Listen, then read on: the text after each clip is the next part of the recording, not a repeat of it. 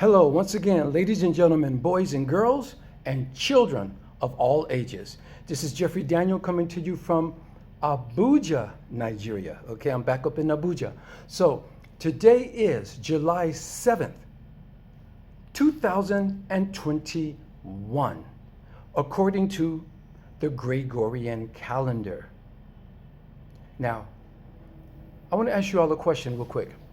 How many of you have even heard of the Gregorian calendar? How many of you even know that we are being governed by the Gregorian calendar according to keeping up with our dates and what year it is? Are you guys aware of this? Okay. There's so much that we are not aware of, and we just take it for granted that it's authentic, that it's real.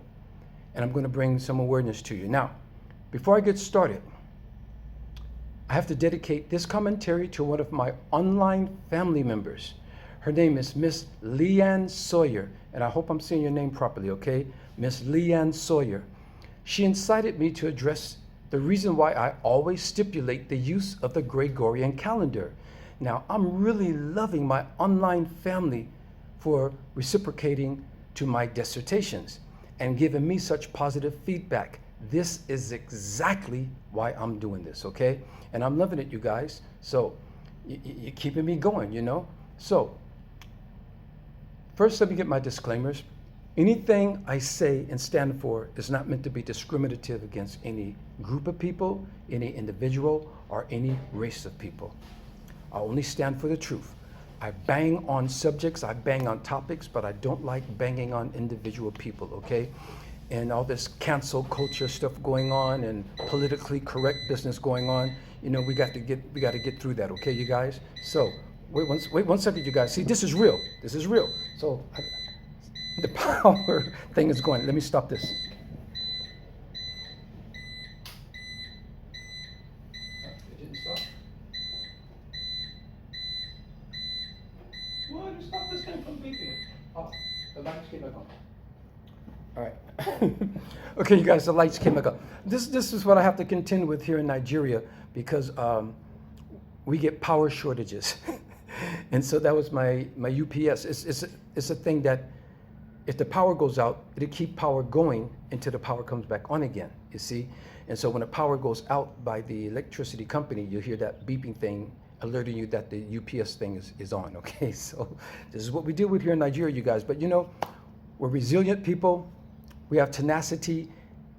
We get through it all, okay? All right. It shouldn't have to be this way, but this is how we get through it, okay? All right. Sorry about that interruption, you guys. But anyway, as I was saying, you guys may have heard me stipulate the use of the Gregorian calendar. And I had a couple of my online family members request for me to further elaborate on the topic. So, without further ado, here is my dissertation on the current globally accepted European Gregorian calendar. All right. So I want you guys to please keep in mind, just because there may be events or knowledge that you've never heard of before, it doesn't mean it's a conspiracy or driven by conjecture. And if anything that I disseminate happens to challenge any of your religious doctrines or beliefs, please keep in mind that books do not create the universe. The universe created the books. Think about that for a second, you guys. So I'm not going to go any further with there. I often find myself talking with a bit of restraint concerning certain subjects in my attempt to not offend anyone's belief system, as we are all not on the same level of awareness. But some truths need to be told, no matter how uncomfortable that truth makes you feel.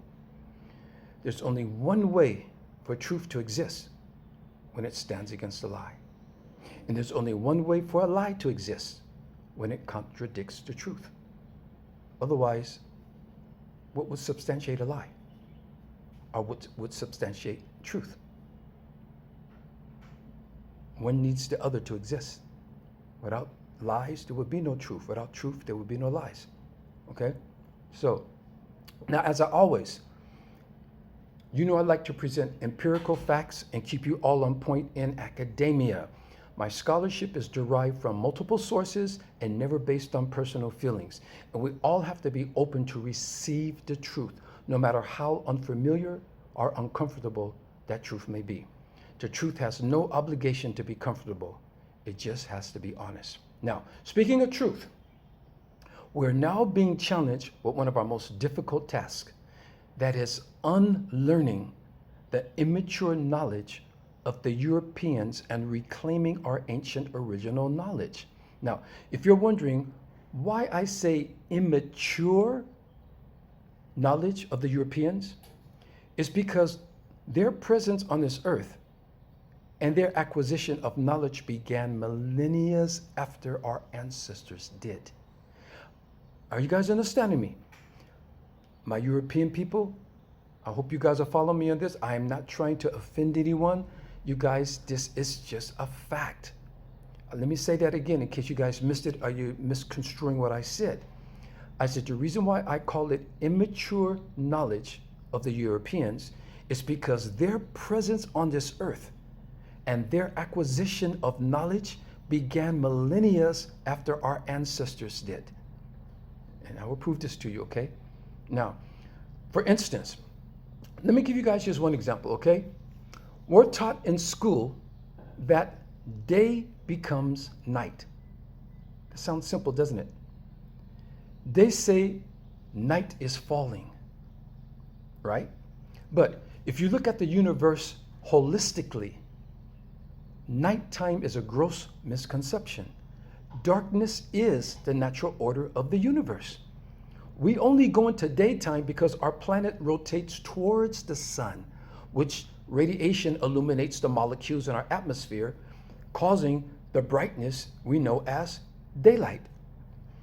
Daytime and nighttime are only a perception from our perspective. In fact, without an atmosphere, no daytime. Without rotation, no time period. I will elaborate more on that in a bit later, okay? So stick with me, you guys, hang with me. So let's get with the calendar that we all take for granted. You know, we wake up reminding ourselves, what day is it? Or, what date did we mark certain appointments, events, or birthdays on? We all refer to our calendars.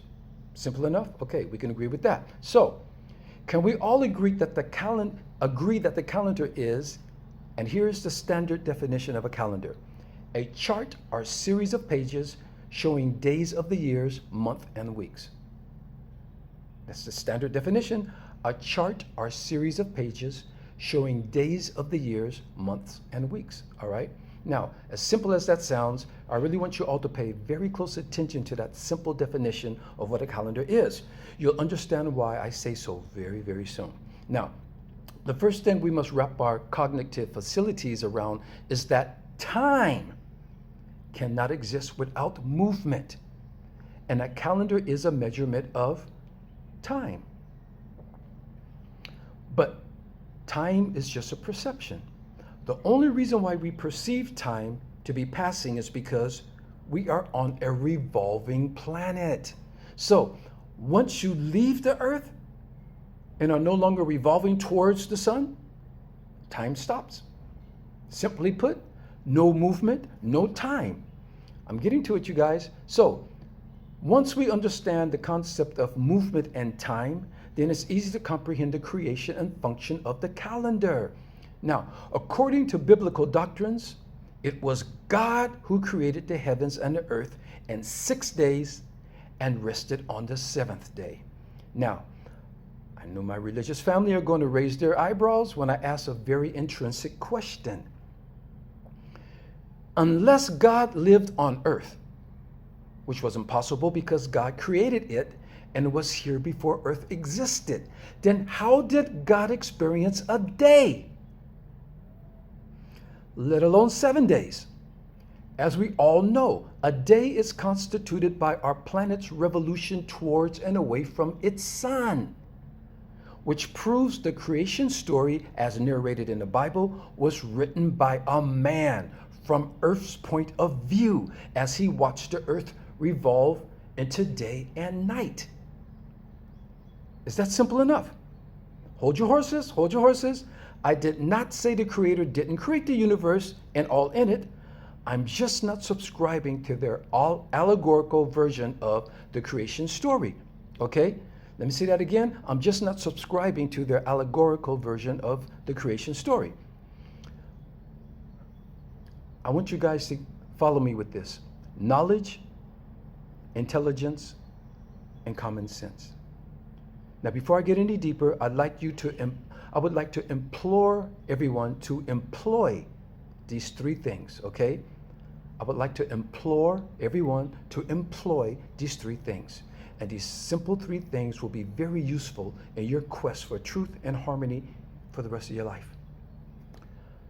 Knowledge, intelligence, and common sense. I know religions only require knowledge from the information handed down from its holy books and scriptures. But religious knowledge and beliefs also requires its believers to abandon intelligence and common sense. Because once intelligence and common sense enters the equation, many religious doctrines that try to correlate with science and history begin to unravel and lose credibility. That's why the Bible avoids using calendar dates. It can't chronicle its historical events with a universal calendar. It may just say, in the 4th year of the year, King Herod, or in the 5th reign of the Pharaoh Ramesses. But it doesn't have calendar dates, okay? There is no chronological date line to follow, just biblical events. Now, I want to get to the first calendar, you guys. And you guys follow me. You know I'm taking you guys to the Genesis. I'm taking you to the impetus of all these things, explaining why I'm talking about the Gregorian calendar that we're using today, all right? So let's get down to the knowledge of the calendar. The world's very first ever calendar was created by the ancient people of the Nile Valley region, today commonly known as Egypt. According to their calendar, it would now be the year 6,263, not 2021. Can I say that again? According to the first calendar ever created, this would now be closer to the year 6,263, not the year 2021. And we also have to take into account the years, decades, and centuries that led to the development of the first calendar. The first original calendar was later calculated in the year 4,241, and that's over 2,000 years ago. It is commonly and universally agreed that this was the oldest civilization on the planet, which alludes to them being the very first people on Earth. So, can you imagine how long it must have taken these early people to create a calendar in order to chronicle the passage of time? First, they had to comprehend what must have appeared, from their perspective, the rising and the setting of the sun. Okay, people are on Earth, acclimating themselves to the environment, what's happening around them, and they notice, wait a minute, the sun comes up, the sun goes down. It's dark, it's nighttime. The sun goes up, the sun goes down. Simple enough, okay? So there you go. So now they have day and night. That after observing and counting the appearances of the moon in the sky, in the night sky, they developed the months. Then months were broken down into weeks comprising 7 days each. And please note, they must have already developed a mathematical system in order to calculate and count these events, proving them to be the world's first mathematicians. And people, please don't take this as a cultural pissing contest as to who was the first and who wasn't the first. That's not what this is about. We're talking about how the first calendar was created. The technique, the methods, and the execution they had to go through to develop the world's first calendar. It just happened to be the first people. Okay, so don't take this as a cultural pissing contest. I'm not trying to say, oh, we're better than this, or who did this. No, this is just incontrovertible and indelible part of world history. Okay, so let's roll, you guys. Now, here comes the mind-boggling part of it, okay? Looking up at the night sky and seeing a multitude of shining objects, how long must it have taken them from their observation with no telescopes or modern equipment to distinguish which stars were stationary in the same positions and which stars seemed to align with other stars comprising constellation and other anthropomorphized figures? Stay with me now, family, because we're now getting to the development of the recording of time and the recognition of the constellations in the heavens. It must have taken hundreds, if not thousands of years to meticulously distinguish which stars were in key positions among the blanket of stars in the background. But this they did. And long before any other civilization were even contemplating the ideal, before anyone was even contemplating this, they were studying the stars and the positions of the stars. Then they were connecting shapes of stars. And think about it, with all the stars in the background, how long must it have taken them to know that that star is always there? That star is always there. And that, among all the other stars behind it, this, you guys, come on. From their close observance of the movements and placements of our earth, the moon, and the stars in the heaven, they calculated the 365-day year, first divided into 13 months, depending on the sun's cycle, but later revised into 12 months. It was divided into 3 seasons, 4 months each, with 30 days. Then 5 intercalary days were added at the end. So the 12 months equal 360 days plus 5 extra days, giving us 365 days. Then, after discovering the lunar cycle, the movements of the moon, they distinguished between a normal year from a leap year, which is considered an astronomical miracle at that point in time. But these people were working it out, you guys. Come on. Their calendar was based on the cycle of the sun, moon, agriculture, and the flooding of the Nile. And this agricultural calendar is still in use in Egypt today. It's over 6,000 years or so, and still in use in Egypt today.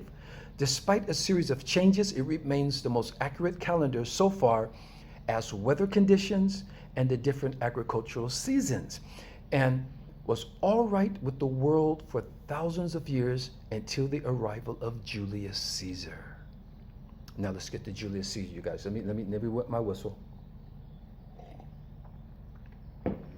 All this had gone on even before the Romans or the Greeks or anyone else was even on the scene, you guys. It was the year 45 BC. Julius Caesar ordered a calendar with the 12-month solar year, and he single-handedly changed. Pay attention, everybody. Julius Caesar, he single-handedly changed New Year's Day from March 1st to January 1st. Now you all know why we're celebrating the New Year's in the dead of winter in the Northern Hemisphere. The Chinese calendar still dates their New Year's at the end of February, which is closer to the original day in March. And the Chinese is going by their lunar cycle.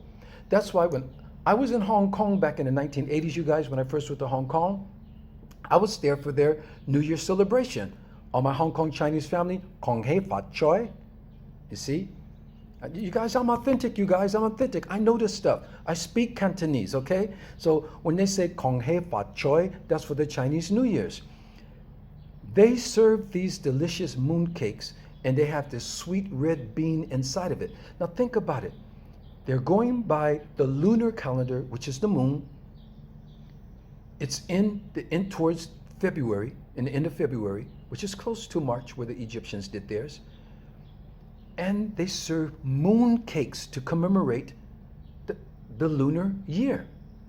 This is how in touch the Chinese, still today, they still do this, you guys, okay? In fact, there are few civilizations that never really capitulated to the Gregorian calendar.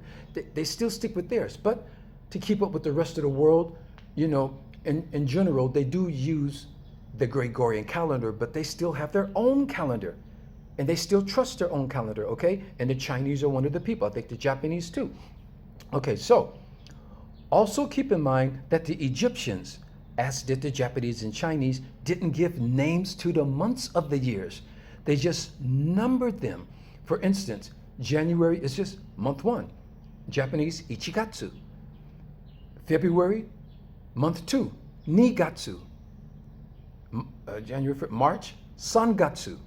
In fact, I get mixed up now between March and May, because in English, March and May both begin with an M, but when I'm speaking in Japanese, May is Sangatsu and March is Gogatsu. So sometimes I get mixed up with it because sometimes I'll say Sangatsu for May or Gogatsu for March, okay? So I get mixed up because I speak Japanese. I've been speaking Japanese for a few years. Let me tell you guys something else real quick, okay? I don't want to get off the subject. I read in one of the comments section one time, somebody blasting me saying, yeah, Jeffrey think he's all that. I don't understand why he's trying to speak with a fake English accent. A fake English accent? So do I sound like Harry Potter to you? If I was trying to speak like an English accent, I'd, all right, Mike, so we get on with the English calendar, right? All right, Mike, and you know what I mean? I'm sorry, I don't mean to mock the English people. I'm not trying to mock you guys. I just did get that. But let me try to explain this to you guys, as I just explained. I've been living in Japan for over 20-something years, speaking Japanese mostly, and really getting into the language. Not only did I have to speak Japanese, but when I speak English with Japanese people who do understand English, I tend to slow it down and speak it in a sense that where they can understand it. So inadvertently, I'm kind of speaking with a mutt accent. It's not English. I'm not trying to speak like the English. I'm from America. I'm a California boy. I'm an LA boy. But I've been accustomed to speaking English in a way so that foreigners can understand me better because I've been living in foreign countries. In fact, here in Nigeria, they speak pidgin English. So if I were to speak my straight English, some people don't understand what I'm saying. As sometimes I don't understand pidgin English, but it's English. It's just the way they speak English. That's the equivalent of, in America, of speaking our Ebonics. That's what they call it in America, Ebonics. In Jamaica, they call it patois. Here, they call it pidgin. It's because we had to learn the English language by ear. They weren't teaching it to us in a classroom when we were held in captivity or when they came to colonize us. We had to basically learn it by ear. And it just caught on. So even though we are in schools, even though we are learning the English language and English classes academically, but our vernacular is still the way that we learned how to speak it, okay? So I'm not trying to speak like anybody. I'm just trying to speak like JD, and I'm trying to understand and be understood on a universal level, okay? So the person who said I'm trying to speak, I'm trying to put on a fake English accent, what in the hell does that come from? Because everybody knows I'm not from England. I've lived here for a long time, and we performed there. But anyway, let me get back to the subject at hand. So I'm just explaining about my mutt English accent. If anybody asks you, Jeffrey Daniels speaks mutt. Okay, so let me get on with this, you guys. So, okay, we're talking about how Japan and China, they use numbers for the month of the years. They don't have names for the months of the years. But it would be the vanity, conceit, and arrogance of the Greek and the Romans to come along and name months of the year after their gods and themselves. July is named after Julius Caesar. August is named after Augustus Caesar. Do you guys know this? But before that, they had numbers. Now here's where we prove Julius Caesar changed the New Year date from March 1st back to July 1st. And I'm not sure if a lot of you even knew this. But did you guys ever wonder why did the year start in the dead of winter? Of course, the entire planet isn't in the dead of winter, but the northern hemisphere is in wintertime in January. Now, follow me now, you guys. This is very interesting. This is juicy stuff, you guys. It's getting juicy. Let's go to September. If you speak Spanish or Latin, you know September's septre means 7. So September is the 7th month. Let's go to October. Octo means 8, as octopus and octagon. October is the 8th month of the year. Let's go to November. If you speak Spanish or Latin, novembre, that's 9. November is the 9th month of the year. So December, D means 10, as in decimal and decade. When I was in Gabon, Africa, I used the money. 10,000 Sifa was D mil. D. December is 10. So if December is the 10th month of the year, January is the 11th, and February is the 12th, which makes March the first month of the year. Have any of you guys known this before? What happens in March in the Northern Hemisphere? It starts spring. It goes into spring. It's a new year. The winter snow starts melting and it starts warming up in March. Is that making sense to you guys? Do any of you guys ever hear this before? Come on, you guys. I'm bringing the heat. I'm bringing in the heat. All right? So, Julius Caesar, as I said before, is the one who, for whatever ungodly reason, took New Year's Day in March and put it back to January. For whatever reason, he did that. And because we're all following the universal Gregorian calendar, we're all celebrating New Year's Day on January 1st, except the Chinese. They still celebrate theirs in March. Okay? There may be a couple of other countries, I don't know. Okay? Anyway, so just as the Arabs came along so late in the game, but now claiming to have mapped and named all the stars in a constellation, all of these Johnny-come-lately civilizations, all they did was throw their brand on top of the already established Egyptian discoveries. Do you know the word Arab means wanderer? Do any of you know this? I don't think so, because you don't speak Arab. Arab means wanderer because they are a nomadic people coming out of Persia. They had no institutions of science and astrology or cosmology until they wandered into Egypt, where these institutions had already been flourishing for thousands of years before the arrival of the wanderers on the scene. I'm not trying to negate anyone's existence, you guys. I'm just keeping it real. Authentic world history, okay? So, you guys, come on. Like I said, some truths are uncomfortable, but the truth has no obligation to be comfortable. It just has to be honest, okay? So, consequently, the Hebrews' Jewish calendar is the oldest calendar still in consecutive use since the 9th century BC, all right? The Hebrew Jewish calendar started 9 years BC, based on biblical calculation, placing the creation at 3,761 BC. So they think that the world started 3,761 years before Christ. Anyway, it determines the date for the Jewish holidays and public readings of the Torah portions. It's the Yazites, dates the commemoration, deaths of relatives, and daily palm readings as agricultural purposes. Its development had Babylonian influences from 10 to 220 BCE. That's the Jewish Hebrew calendar. According to them, it's now the year 5,781. So it's obvious they're at some point influenced by the Egyptian calendar, which has us now closer to the year 6,263. Think about that. The Gregorian calendar, which we're doing, it's only 2021. The Jewish Hebrew calendar is 5,781. But the Egyptian calendar has us at 6,263. Marinate on that, you guys. Come on, I'm giving it to you. I'm bringing it to the academia. I'm bringing the scholarship, you guys. This is not conjecture. This is not coming from personal feelings. This is empirical knowledge, you guys, okay? And that's what we want to roll with. That's what we're going to do.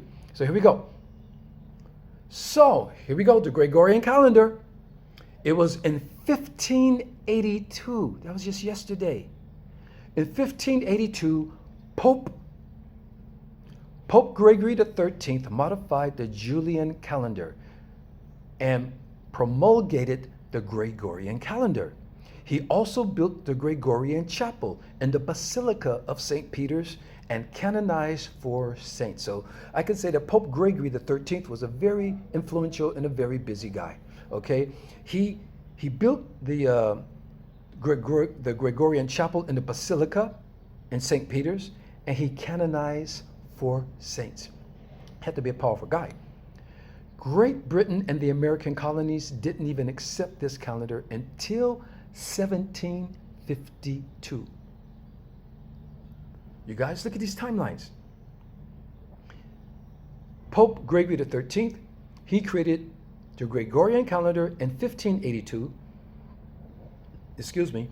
But Great Britain and the American colonies, which is America over here, didn't even accept this calendar until 1752 as their calendar. All right?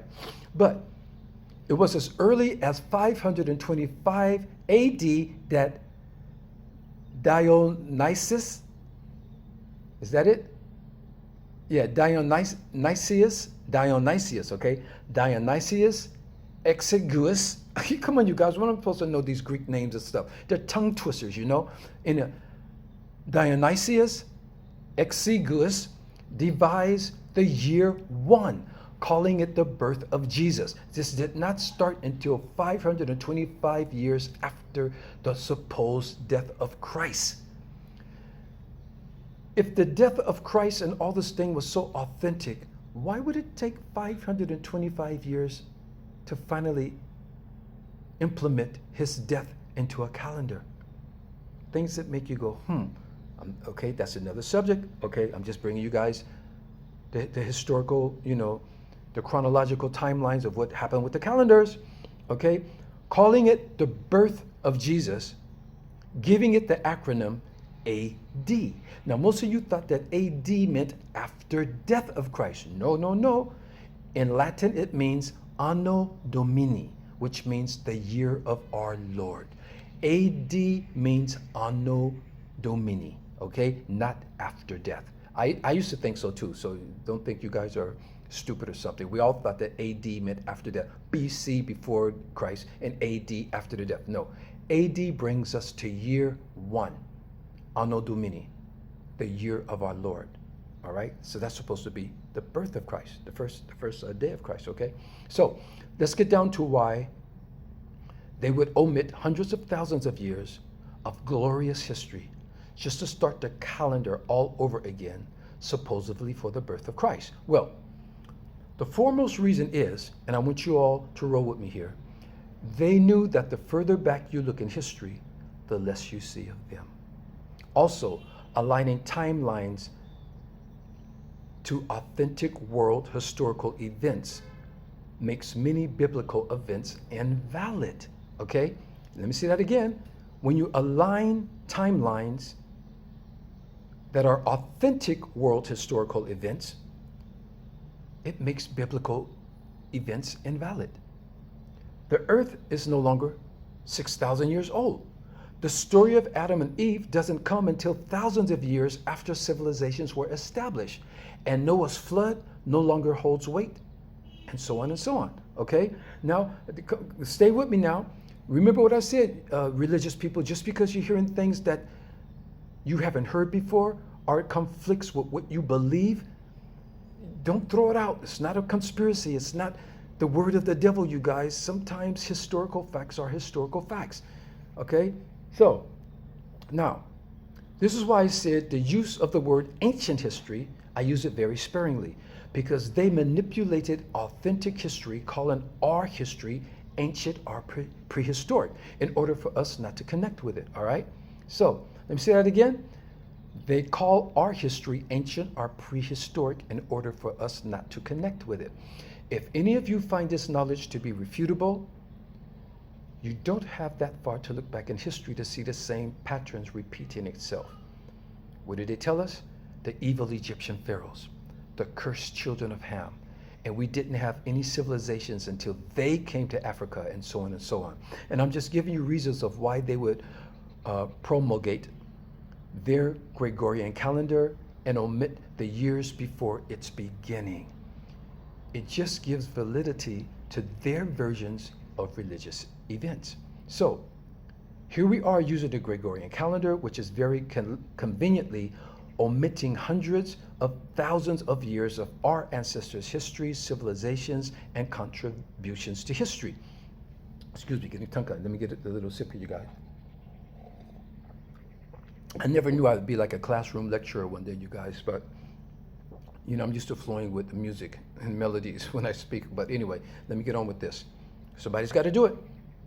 Okay? So, what my ancestors did was in confluency with the natural order of existence. The Greeks, Romans, and Pope Gregory XIII were acting on selfish means with ulterior motives. If we don't know about our original calendar, then we never knew who really invented it. As long as we accept their version of recorded time, we'll always fall short of our valuable participation in history. So my only question is, what gives an individual or sect the right to manipulate time, history, and the calendar that preceded them? Then, why would the rest of humanity comply with their charade? Well, if you open your mind's eyes, it becomes emphatically clear that there is just one source that's running most of the world. Otherwise, why would these European-run countries fall in line with Rome's manipulation of time? Follow me? Because they are not, in actuality, countries on their own standing. They are only appendages of Rome, not authentic, independent, sovereign nations as we perceive them to be. If you never heard this before, I know you guys are going, okay, come on, hold on, what? If some of you who know this, let me continue to elaborate on this for you guys, okay? And let me say this again. European-run countries are only appendages of Rome. That's why they're falling in line with Rome's manipulation of time. They are not independent, sovereign nations as we perceive them to be. Now, that point in itself requires a whole new commentary. Maybe I'll address that one day, but let's stick with the subject at hand. Okay, can I just one day decide that I want the world calendar to restart on the day that Martin Luther King Jr. died?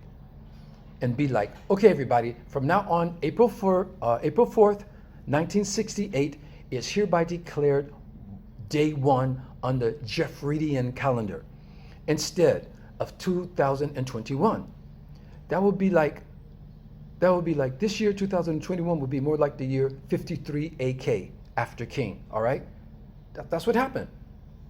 That's just like me saying, okay, from now on, I want this to be the year 53 AK, commemorating the death of Martin Luther King. That's what they did, you guys, with the Gregorian calendar, all right? Now, and what authority would I have to influence other countries to adapt to my recalibration of recorded time and history? I would have to have some stronghold on their sovereignty to make them comply. So, I hope I properly address the status and the reasoning behind why we are now calculating our point in existence according to the Gregorian calendar implemented just over 500 years ago, and not by the original calendar that was created by the ancient Egyptians over 6,000 years ago. As they say, he who controls the information controls the masses. We have all succumbed to the Gregorian calendar, which is the great manipulation of time. It's a manipulation of time, you guys. That's all it is. They totally took hundreds of thousands of years of our history, omitted it. This is now the year of our Lord. And from that point on, we started counting from 1, year 2, year 3, to here we are today, the year 2021. When in actuality, we're closer to the year 6,000. What was that? 6,263. But it's older than that, because that was at the creation of the calendar, the first Egyptian calendar, 6,263 years ago. Do you know what had to lead up to the creation of that calendar? You just don't come on a planet and then within a couple of weeks, okay, there's the sun, there's the moon, there's that constellation, there's that, this is happening. The moon has a 30-day cycle. We have 300. Bro, come on, people, come on, family. It took thousands of years to finally acknowledge, establish, calculate, recognize all this stuff happening around us. And it was based on nature, the movements of nature, the movements of the cosmos, the movement of the planets, the movement of our solar system, the movement of the universe. This is how these people created their calendar, which made it so easy for the later civilizations to come along and just start slapping things. Okay, well, we're going to call this the month of July, this the month of August. Well, we're going to change the first of the year from March to January, okay? Oh, we're going to do this, we're going to do that, da-da-da-da-da-da. That's all they did. That's all they did, okay? As I said, this is not a pissing contest. I'm not trying to say, Egypt was the greatest, we were the first. Not a bad thing to say, but that's not my point. We're all in this together, you guys. We're all in this earth together, and I think we need to take a breath and take time to respect each other's cultures and each other's contribution to the world, and the world will be a better place. I saw this guy on YouTube one time, and it's a guy in Europe, and I'm not trying to pick on the Arab people, you guys. Come on, please, come on. I'm just being real. You guys can see it on Arab. If you Google, I don't know what to say, Arab frustrated at black Egyptians or black Egyptians, put something like that, I don't know. This guy is so enraged. He's having an apoplectic attack on TV damn near, because he's saying, I'm tired of you black Americans and you black Africans trying to claim Egypt for yourselves. You don't have a culture, so all you do is trying to take other people's culture. And he's spitting, he's so infuriated, this guy is almost in tears. I'm telling you, he's having an apoplectic attack on TV, cussing us out because we are reclaiming what is ours. Spoiler alert. If you are a real Egyptian, then why are you speaking in Arabic? And why are you an Arab? Then you would be an Egyptian, wouldn't you? And you would have a closer tie to the Egyptian language, wouldn't you? Because the Arab language, I told you, the Arabs were wanderers. What you guys know today as Saudi Arabia and the Saudi Peninsula, all that was part of the Egyptian Empire at one time. Go to the older maps and see. All the way up to where Israel and Jerusalem, all that was part of the Egyptian Empire at one time. Now these wanderers came in from Persia, and we kind of pulled back, and they settled there on that peninsula, which today is known as the Arabian Peninsula. So, we know when the Arabs first came into Egypt. You guys came after the Ptolemy, the Greeks, the Romans, Alexander the Great, and all that. The Arabs, you were the last to come along. So how are you now claiming the Egyptian ancestry and heritage for yourself when you can't even explain, no more than we can, how the pyramids were built, how these bodies were mummified, and where the tombs are, and all this, after you guys are raiding all this stuff. So you guys, I'm not trying to attack anybody, you know, I'm just being honest, just being 100 with this, okay? But this guy is having a fit. Okay, another spoiler alert. Why would the Egyptians paint themselves with brown and dark colored paint? They had white paint. In fact, they painted the foreigners with the white color paint, or the yellow, more yellowish color paint. And keep in mind, as you see today, Africans come in many shades. We come in indigo black, we come in dark, deep black, we come in chocolate brown, we come in a caramel brown, we come all the way to albinos. The African gene is the strongest, most dominant gene on the planet, and only an African woman can give birth to any number of these shades of colors. A Caucasian, a Persian, an Asian, they cannot give birth to all these things because their gene is a little more regressive than the African gene. The African has the highest amount of melanin, which is carbon. Okay, so I want you guys to get with this, okay? You guys were told that 666 is the mark of the beast. 666 is melanin, carbon, and melanin. 6 electrons, 6 neutrons, and there's one more 6. Okay, I'm making a fool of myself, you guys, because I didn't write this down because there's so much information, you guys, and I'm more musically inclined with information. That's why I follow notes when I'm disseminating these things. But you guys can look it up. The 3 6s in melanin and carbon. It's a neutrons, electrons, and it's one more 6. Those are the 3 6s, you guys, not the beast, not the beast. You see how they flipped everything over for us to hate ourselves? You see what I mean? I'm sorry, you guys, that I slipped on that. You know, you guys can get at me about that, okay? I should have remembered what the 3 6s are, but my mind is rolling on this subject today, you guys, okay? All right. I just came back from Lagos where I finished looking over the mixing and mastering of some songs a week ago, so I got a lot of things on my mind right now, okay, you guys? So forgive me for that. But you guys can Google it, look it up. The 3 6s of carbon and melanin. And you guys can come back and correct me on that, okay? All right, sorry about that. I should be on point. I should be on point, okay? So I take the heat for that. I take the heat for that. You know, got to keep it real. Got to keep it real, because I'll get on you if you slip, so you guys can get on me if I slip, okay?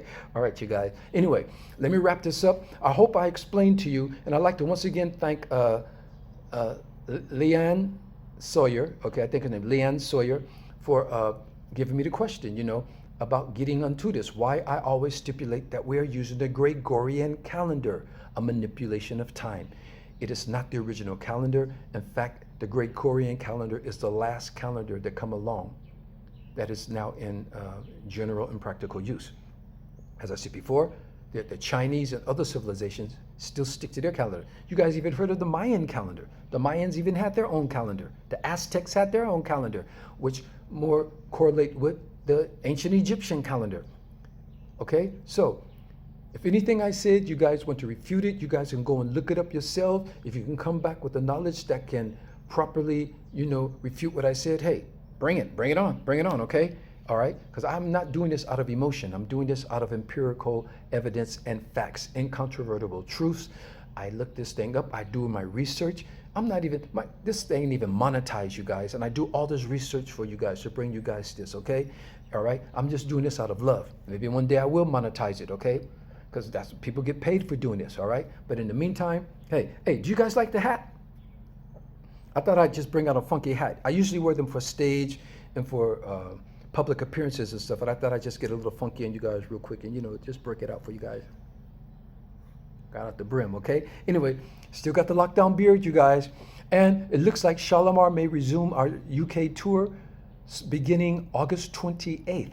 So you guys look out for the calendars on the Shalimar websites, on the Shalimar Facebook, Shalimar, whatever it is, Instagram. I don't really follow Instagram and Twitter and all that stuff, but I'm basically between Facebook and YouTube for right now, but I think I better expand my, you know, my horizon. But anyway, in the meantime, stay safe, you guys. If you're taking the vaccines, do what you got to do, okay? Talk to your health professionals. You know, we got to get past this, you guys, because we're in our 2nd year with this thing, and it looks like the way things are going, we're going to go into a 3rd year with this virus, and we don't know what's going to happen. We have to go to the UK ahead of time because we have to quarantine for 5 days in our hotel before we can begin our rehearsal. And our rehearsal date is coming, sadly enough, on my birthday. August 24th is going to be our first rehearsal date, you know. And it's going to be the first birthday that my daughter and I should be experiencing together. And Papa's going to be away.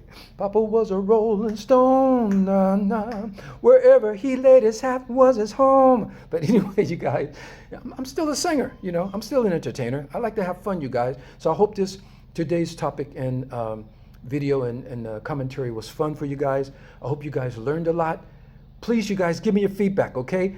I'm starting to get more feedback from you, especially for my YouTube people. You're starting, but the Facebook people are always outnumbering in the comment section, you guys. So your YouTube followers, please give me your feedback, please. If you agree with me or don't agree, that's not important, you guys, because you may have a perspective that might enlighten me. So I'm open to it, you guys. So it's not about agreeing with what I say. It's about the exchange of knowledge, learning. When we stop learning, the death of knowledge, that's the death of everything, okay? So, make love great again, spread the love, and very, very soon, you guys, I'm about to take you back to the world, all right? So be ready for it. I love you all madly. Take care, you guys. Bye-bye.